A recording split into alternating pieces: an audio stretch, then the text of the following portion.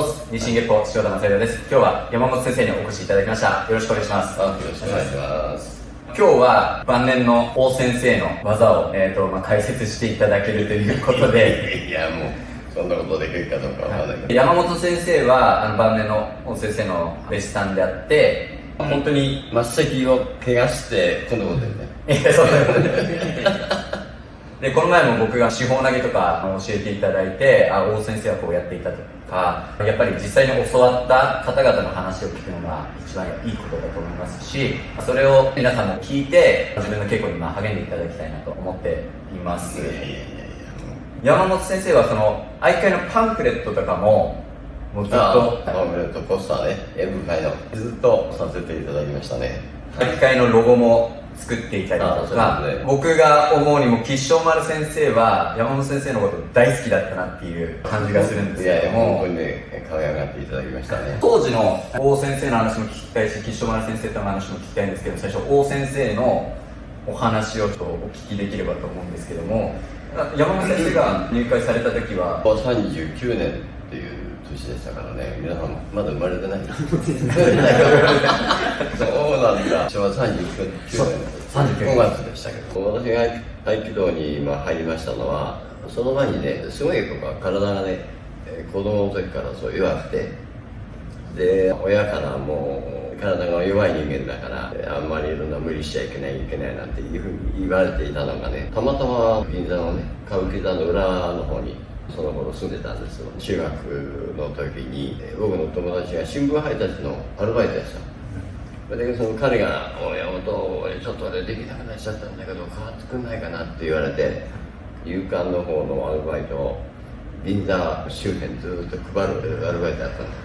す。そうしたらもうめきめきね丈夫になっちゃったわけ。それで母親がやっ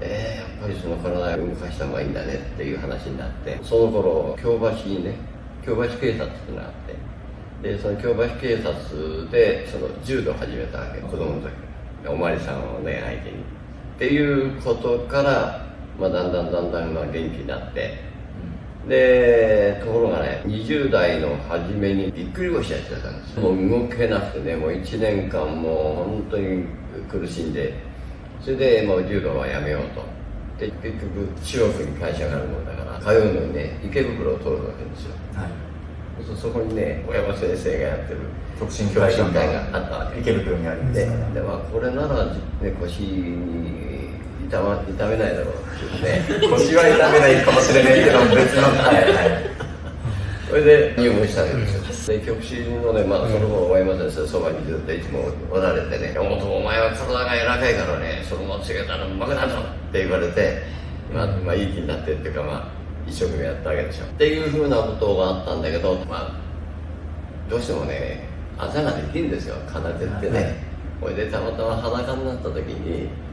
ここに大きなあざができてたのをね母親が見たわけ。俺でもうお前どうかやめてくれってもう泣いて頼まれたの。それでもう泣くそうかっていうことで親孝行のためにねやめた。やっぱりねもうずっと何十年も柔道を奏でて体を動かしてるとね、体がそうなるんでしょうね。だから体を動かしたいっていう思いがあって、たまたま本屋で合気道っていう本があってさ、あれと思って合気道なんてのあるんだってパラパラってめくってどこに道場があるのかなって思ったらば、なんと私のデザインの仕事、グラフィックデザインの仕事をやってたもんですから、デザイン事務所と歩いて10分ぐらいのところだった本部道場が。なんだこんな近いところなんだと思って、それで訪ねたわけですよ。まだね平屋のね道場でしたけども、窓越しに吹いとこを見たらちっちゃなおじいちゃんがね、ひげ生やしたおじいちゃんがでっかい音をポンポン投げてるんだけど、柔道とかね空手の世界が全く違うわけ。あんなのなやらせだよなみたいに思ってたんだけど、でも何か惹かれてね、それで入門したわけですよ。で昔はね紹介者がいないと入門できなかったっていうふうに言われてるんですよね。本当に入門しましたでしょ。もうそれこそ1964年か、菅沼先生と同じ時代です。昭和39年ですから、でその頃も本当の先生も晩年でね日々朝稽古をなさるわけですよね。新人だからもうかしこまって控えてる。そしてと手出されて入っていってパッと取るとさ、なんだこのおじいちゃんっていう感じのね柔らかい手なんですよ。こういう人なのかみたいな思った瞬間ブワンとね、もう丸太みたいなんで瞬間的にふわっと思うと倒れているんですよね。まあいうふうなこととか前にも話したかもしれませんけどね、ご神前があって正面があって大先生が稽古される、我々この字型に座ってるわけですよね。そうするとぎゅーっと一番こっちの端のところに歩いてってね、それでピュッと手をかな、そうすると正座してるんですよ。ひっくり返るのよ。下がんないんだよ。でまた次行って入ってやるとまたひっくり返る。次行って入ってひっくり返る。なんなことどうしてひっくり返ると信じながら、あんなことで倒れるわけないよなって言いながら、どんどんみんなでコロコロひっくり返って、それで僕の隣に来た。よし、俺だってね、柔道有段者だった空手だって、どうももらえなかったけど大山先生の弟子だっていうような気持ちでもってね、あんなことで倒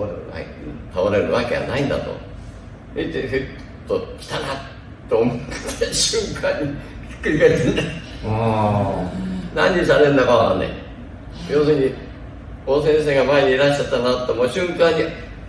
ポーンと後ろへひっくり返るっていう方でした。なんでですかね、それは。まあね、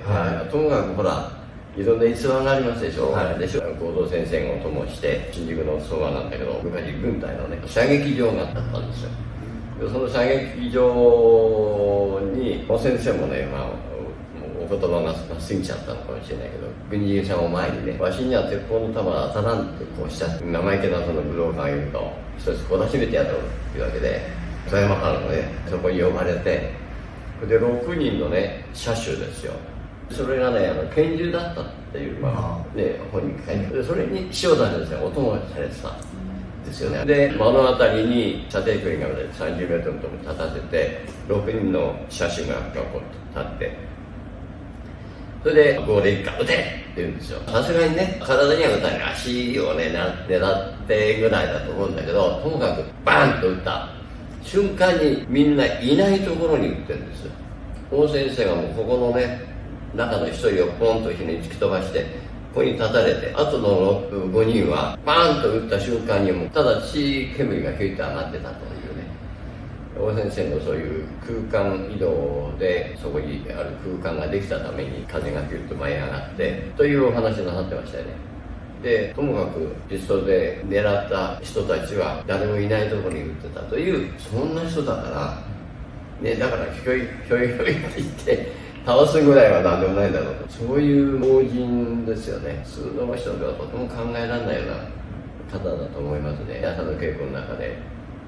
大先生真ん中に立たれて8人ぐらいにくるっと勃剣だとかお蝶だとかだとかって持たせて周りを囲ませて、それで「撃て!」って言ってみんなが一斉にねすぐ撃つわっとくんだけど、そこへピュッと入って入り身で入ってね、それで一人を今度倒すとパタパタパタって言って将棋倒しで倒れるというのはしょっちゅう見せてもらいましたね。一応27、8歳の頃でしたから、すごいことやるな。だって倒れる連中はさ、日頃稽古を教えてくださるね先輩方でみんな5、6段の連中ですよ。そうするとね、僕らがねこんなこと言っちゃうんだけど、5、6人かかってってもね絶対勝てない連中が受け身取るんですよ。その時にいたのは藤田さんとか、それから菅沼さんよりもね丸山さんの見たね、千葉さんとかね、渡辺先生、渡辺信之先生、僕も大好きですね。これで整体やってなんかするんですよね。そうだよね。そう。東平明先生もいらっしゃったしね、飯村さんっていう方もいらっしゃったし、飯村育夫先生、早乙女先生、これ今アメリカにフロリダでいらっしゃって、それからもう佐々木の正人先生、でもこの人とはもう僕はすごい仲が良くて、そうなんですか。それからあと小林先生ね、小林康夫先生ですね。加藤博士、この方々確か外ですね。この加藤博士先生って荻窪で教えられてる先生ですね。そう。それからこの黒岩先生ね。スーツいてスーツついてっていう映像が残ってるんですよ。なんかサングラスみたいにかけてで見るしてるのを拝見したことがあります。あ、そうだった。はいこの先生もね、ユニークな先生でしたよ。みんなあれですね、喋りもうまいんですよ。もう佐々木先生なんかね。佐々木先生はもうそういう方ですから、養親官とも交流が佐々木先生はあるんですか？あ、そうでしたか。なんか、飛行機乗る前に脈を自分の測って、今日は乗っちゃダメだって言って飛行機乗らなかったりとか、多分城西大学とかで教えてた埼玉の川越とそっちの方で教えられてたんですそうで教えておられましたね。小林康夫先生の内弟子の方とか佐々木の正人先生の付き人をやられてた方とその方々が警視庁になっていて、で一緒に稽古ずっとしてたんで。あ、そうでしたか。小林先生の道場の下は白川隆二先生も含めてみんな受けがうまいじゃん。警視庁の先生の受けが徳島小林先生のお弟子さんですごい受けが上手で。だからこの辺に斉藤森黒先生もでしょ。だからけどね、堂森先生はお会いしたことないんですよ。もう九州にいらっしゃってそうですよね。万世館ね。そうおっしゃる。で、大沢喜三郎先生ね、この人にも可愛がられました。大沢喜三郎先生。そうです。で、東平先生にもちょうど僕が入った頃はね、指導部長だったかな、気象同士とね、ご一緒に話ってましたけども、こういう方々がね、いらっしゃるわけですよ。一番末席にね、山本、こんな名前が恥ずかしいやら、いやでも嬉しいやらね。こう見ると本当に日本中ですよね。田中万泉先生は大阪の方だし、引土先生は和歌山の方ですね。平井実先生っていう方も1939年かかってますけども、これ高林道っていう合気道を立ち上げられて、そのお弟子さんが成田新十郎先生、今95歳ぐらいだと思うんですけども、その方のお弟子さんが白石先生はYouTube に出ていただいてっていうこと、中心機能を考えられる。井上紀明先生は上島森平先生の多いですから、のようですね。ちなみにここの道場は今も昔の稽古体系が残っていて、昨日一緒に鳥の市で代表の方と行きましたけども、そうなんですか。なのでもう大体もうなんか知ってるね。みんな交流があるんだ。そう考えてみたらそうですね。すごいな。その清水健二先生を天道流っていうのを、三軒茶屋で。そうですね。すごいな、この三軒茶屋にこんなに大きな道場があるんだっていう。そう、僕行ったことないんですけどね。夜の稽古みんな、どんぐらいでやってるのかな、ここ1時間じゃ物足りないかな、会員さんにはとか思っていて、そしたら、ここの稽古はね、45分。30分空いて45分なんですよ。あ、そう。だから、なんでこういう設計にしたのかなとか思いつつ、であるところは1時間15分にしてるところもあるし、でも育屋の本部道場も1時間だから、そこで満足していただけるような稽古ができればいいことですよね。だから僕らもいつもね、朝稽古で6時半から7時半の稽古で、みんなそれ終わって会社に学校に行って行ってらっしゃったか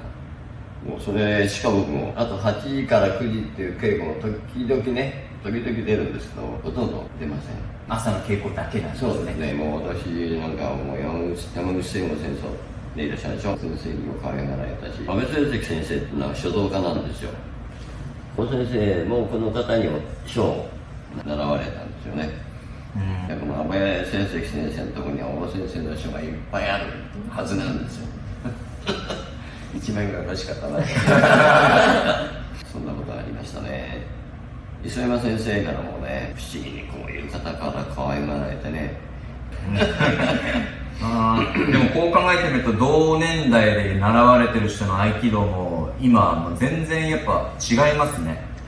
そうでしょうね。同じ時代でもやっぱ背景が剣術から入ってる先生だったりとか、磯山先生今もすごい迫力ある演舞されるじゃないですか。いや全然皆さん違う、それぞれ、独自で手張りの理なのか発展されて、今教えられてるんですね。そうですよね。ここら辺はもう映像が大体残ってるんで、僕は見たことあります、演舞を。そうでしたか。山本先生は逆に見たことないですけど。全然もう、どうもないしで。今日はどういう教えを当時受けていたのかっていうのを教えていただけたらなと。もうね、今申し上げたようにね、白帯でしょ、入門したばっかりでさ、4級3級なんてそんな時代に陽先生というのを拝見してたからよく覚えてないんですよ。だけど、おっしゃったことはね、入身投げは深呼吸じゃのなんていうねことをおっしゃってて、なんていうだからいうふうなものをちょっとお伝えできるかなと思ったり、ペンチ投げなんかね、先生の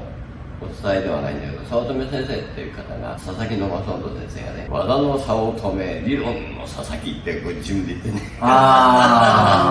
それくらい早乙女先生って、技がね非常にお上手だったというか、早乙女先生に呼ばれてフロリダでね、ワシントンやなんかで結構行きましたけども、非常にその先生の技がペンチ投げとかね、要するにほら、早乙女先生はずっと茨城にでもいろんなところについて